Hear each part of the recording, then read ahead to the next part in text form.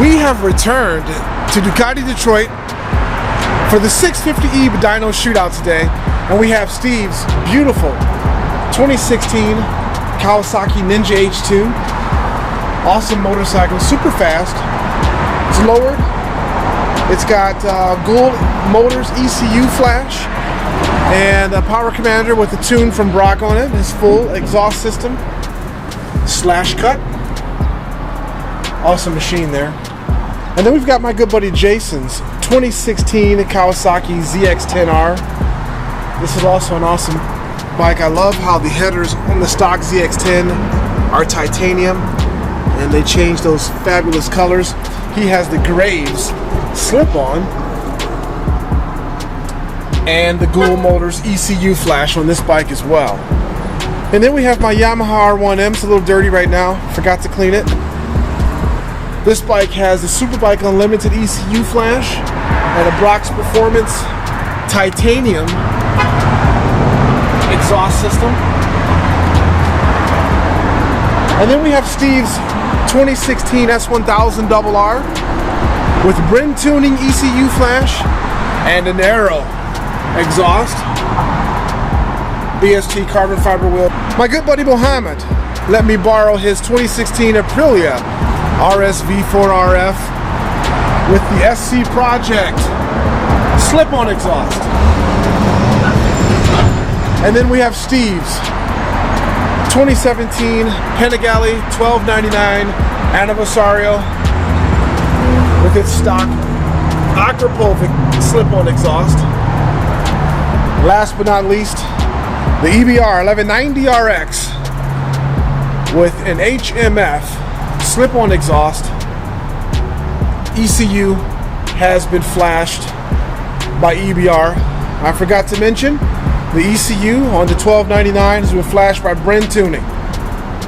So these are the bikes that we're about to put on the dyno today. So the first bike up on the dyno is the EBR 1190RX. And I don't think there's any videos on the YouTube right now of an EBR on the dyno. So this should be pretty interesting to see how much power this bike makes.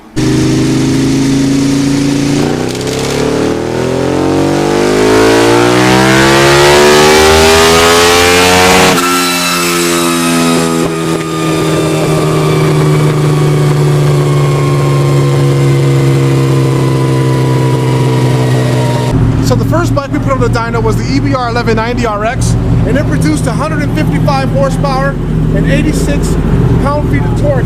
So now we're going to put the Yamaha R1M on the dyno next. Thanks! And see how much power it produces.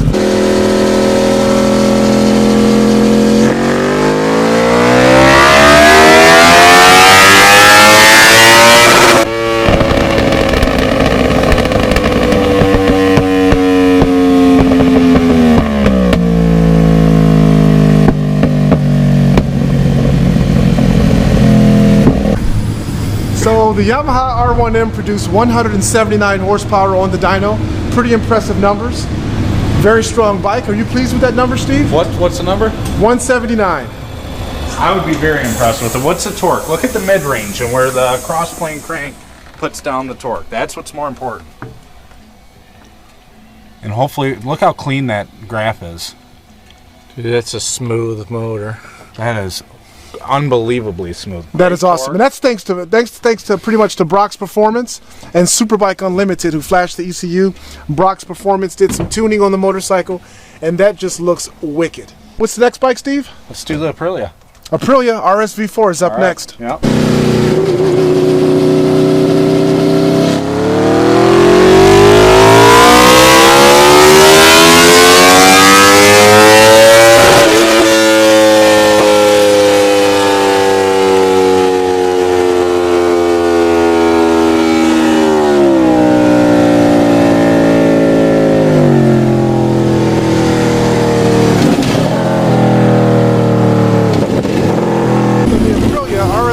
Made 179 horsepower on the dyno. Pretty impressive. It made exactly what the R1M made. Isn't that amazing, Steve? That's awesome. They both made 179. That's awesome. Yeah, no, that's very impressive. Awesome. 179, huh? Yeah. That's the same as the R1M. Let's This thing revs forever. Yeah. The torque curve's flat. Wow.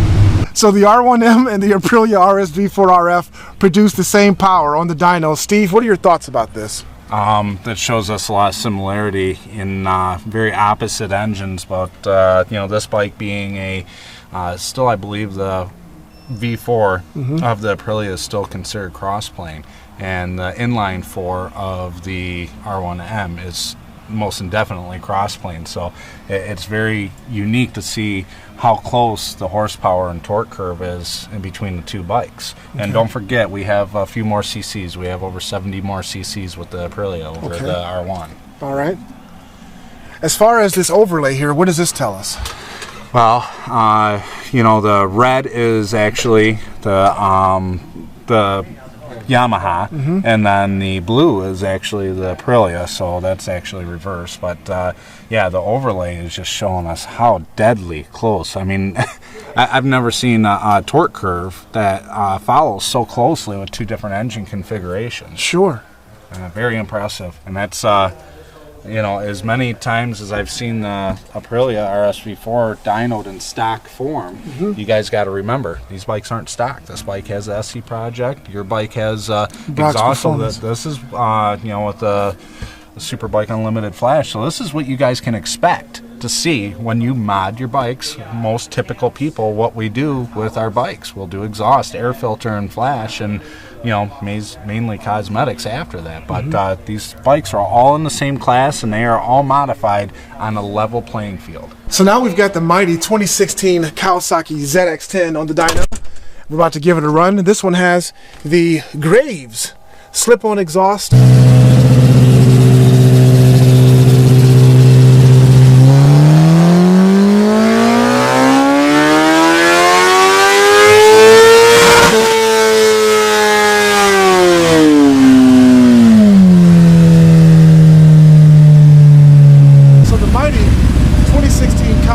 ZX10 produced 180 horsepower at the rear wheel. It's not bad. It's right in line with the RSV4-RF and the Yamaha R1M. The RSV4-RF and the R1M both produced 179 horsepower at the wheel, and this one produced 180 horsepower at the wheel. That's pretty impressive. That basically shows, can we get an overlay of all of the bikes so far on there? Yeah. That pretty much shows us right now that these bikes are very, very, very much competitive. The RSV4 is delivering 179.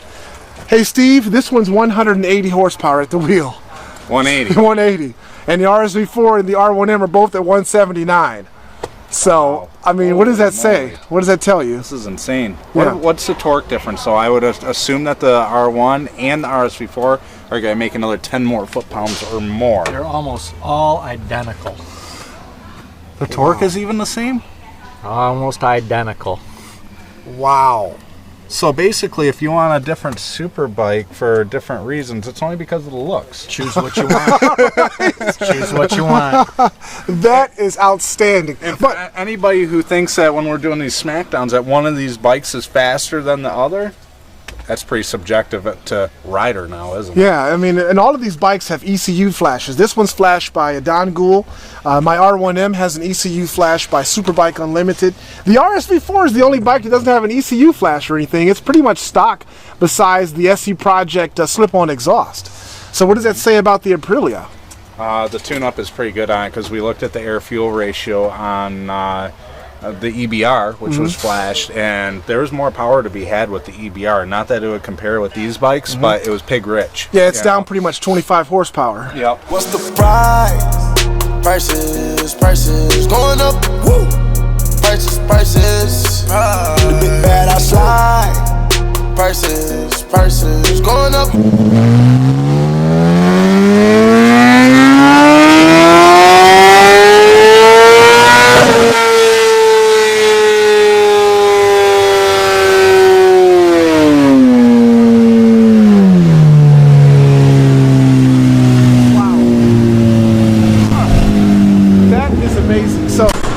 The 2016 S1000RR just put down 190 horsepower on the dyno. That's the most horsepower today so far. We still have the 1299 Panigale Anniversario to put on the dyno, and the Ninja H2, which we know the H2 is going to make more power, but at 190 horsepower, that is 11 more horsepower than the ZX10, the RSV4-RF, and the Yamaha R1M. Impressive.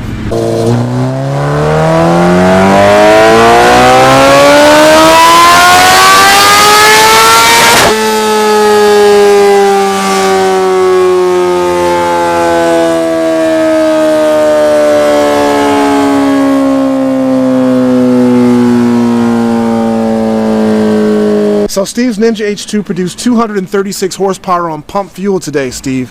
What do you have to say about that? That's pretty awesome because this bike produced 236 with only 200 miles on it when I very first put the Brock Stage 2 package on it. And What fuel was that? that was on MR12 Gotcha. with the map select switch, so it was tuned for MR12, and now the bike is made MR12 power without needing the MR12, so I would assume that's probably going to pick up another 10 to 15 at the tire if I poured MR12 and hit the map select switch. So the bike, Wow. after it gets miles on it, near that 1,000 mile mark, they definitely start freeing up and making more power. Wow, so I'm going to bring my Ninja H2. At this point, we have to do another dyno shootout with Steve's Ninja H2 versus mine, my HP4 versus his S1000, my 1199 Panigale R versus his 1299 Anniversario. And I think that Mr. Tex Knight, also known as R1 Kelly, wants to include his Yamaha R1M on that dyno shootout. So that's going to be another day, a separate. Ooh, oh boy. This thing's trying to tear the tire off on the dyno. You're getting race tire results. Wow, and it This does that thing's on the serious. filthy streets too. Well, yeah, we chew through tires on these damn things. It's amazing.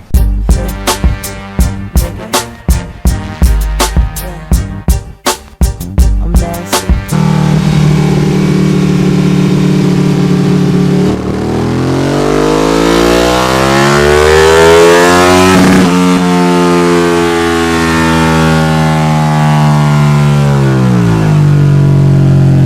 Extremely impressive.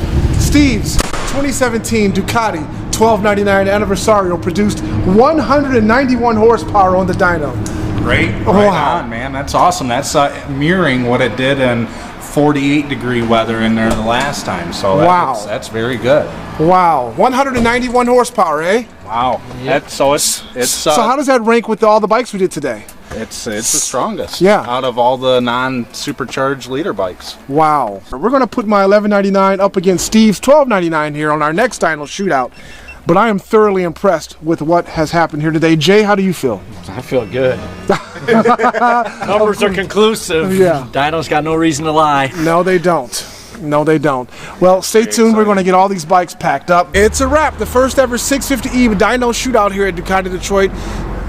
Steve's Ninja H2 produced 236 horsepower and 100 foot-pounds of torque Yeah, on 93 octane. on 93. The second bike up on the list was his 1299 Anniversario. It produced 191 horsepower and 99 foot-pounds of torque. Correct. Yep. Amazing with the Bren tuning ECU flash. Yep, yeah, they're beta tunes, and we're still, I think we're still going to be on the road to making a little bit more power with it. And that bike does retain stock exhaust Oh, wow. with the Acura slip-ons. Oh, that's amazing, amazing power. After that was the ZX10 with, that was his S1000RR. Yeah. 190 horsepower, And 83 foot-pounds of torque. 83 foot-pounds of torque. Now, what do you think about that? That also has the Bren tuning ECU flash. Yeah, so that tune is figured out, right? Bren is known for the BMWs for sure.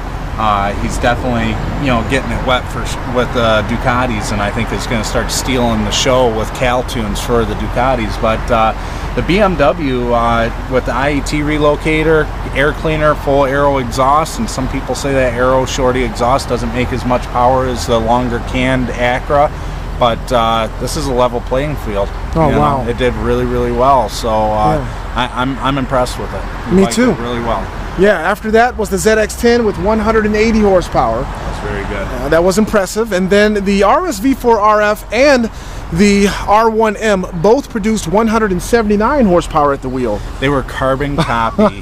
Absolutely. So when you compare, Check out the overlay on the screen right now. yeah, when you check out the overlay of the torque and horsepower for 3 different engine configurations, they were carbon copies. It looked like the same bike was ran 3 times. We ran the couple of bikes 5-6 times. We did all the same amount of pulls, and some of the horsepower numbers were different on the same bike, more different than what these 3 bikes pit up against each other did. Wow. So it was very, very impressive to see how close these manufacturers are. Right, and these aren't stock bikes. These are bikes that people would typically ride, you know. ECU flashes, slip-on exhausts, very, very, very nice mods done to these bikes. My EBR 1190RX somewhat disappointed me with just 156 horsepower at the wheel. What are your thoughts on that? You know, I think it's the technology of the engine is maybe antiquated. You know, I mean, it's just such a small operation Eric Buell had, and it's a shame that he's gone because he really had some very cool designs and some great bikes. The bike, if we weren't worried about horsepower, it was a great bike to ride. Yeah. So, but as the fact of it not making liter bike power, that kind of bums me out because I believe Gixxer 750 or 959 would make that type of power. Wow, indeed. Well, we got the bikes wrapped up in the trailer, so let's take a look. Steve and I have different configurations for our trailers. As you know from my previous videos, I'm using the Pitbull restraint systems, and I've got 4 bikes in this trailer right now. It was fairly easy to get them loaded. I did most of it myself. Steve helped out towards the end, but we got 3 bikes back here, and they're not touching. They're all spread apart, and they are firmly secured with just the rear axle with the Pitbull restraint systems. And then we have the EBR 1190RX up front there by itself. This trailer can actually hold 6 bikes, but we have it configured for just 4. And these are mounts for all of the for all of the Pitbull brackets and mounting hardware, so that when they're not in use, they can hang out there on the wall and not damage anything. Let's check out Steve's trailer. Tell me a little bit about this trailer. This is a classic brand Dominator series 28-foot enclosed trailer, 8-foot wide inside, tall ceilings, beaver-tailed. This is an older trailer. This is a 01. It's a little dirty right now because we rode here in rain, but I updated it with new LED lighting externally, new lighting inside, new wheels and tires, backing plates. All the mechanics are done on it, and all new flooring and everything through it also. Nice. But, I set it up to be able to haul cars initially, and then later on set it up to do the bikes with completely mobile wheel chocks that can go anywhere on this E-Track, but they have to be strapped. Okay. But only strapped at the front end, nothing really holding the rear end. The rear really can't go too far, so. Okay. Yeah. And with this configuration, how many bikes can you haul in here? Comfortably 6. If we were doing all super bikes, I could fit 2 more in it, or possibly 3 more. So if I do the Pitbull restraints in it, because I have so much width in here, we could do up to 12 bikes in here. Nice. Yeah. That'll be real sweet in case some of the fast boys want to join us on our excursions to the different tracks and the different races and things like that, like MotoGP, Moto America, and World Superbike. That would be totally phenomenal. Now, tell me a little bit, really quick, about your diesel Super Duty. Well, we talked about it before, and it's gone over some changes here. So now the truck has gotten a Patriot Products in-dash tuner that has shift on the fly capabilities from going from 400 rear wheel horse to 600 rear wheel horse. Wow. It has full turbo back exhaust on it, and S&B airbox, and my EGR update kit, and a nice digital display here that gives us all our information, all our pertinent information there. Nice. Which we can change, gauge layouts and different setups and everything to, choose, whatever you want to see with different backsplash and back overlays with analog or digital. Nice. And you have a knob there where you can adjust the horsepower on the fly? Yeah, so I mounted the knob up underneath here, and now that knob you can click and adjust horsepower. So I keep it at the 500 rear wheel horse mark to tow the trailer. So 500 horsepower at the wheel. Yeah, wow. Yeah. That's it depends on what dyno, and it depends on the truck setup, but sure. That's a decent round number that Patriot Products has come up with their testing. So nice. Can we hear the exhaust? Yeah. Okay. Absolutely.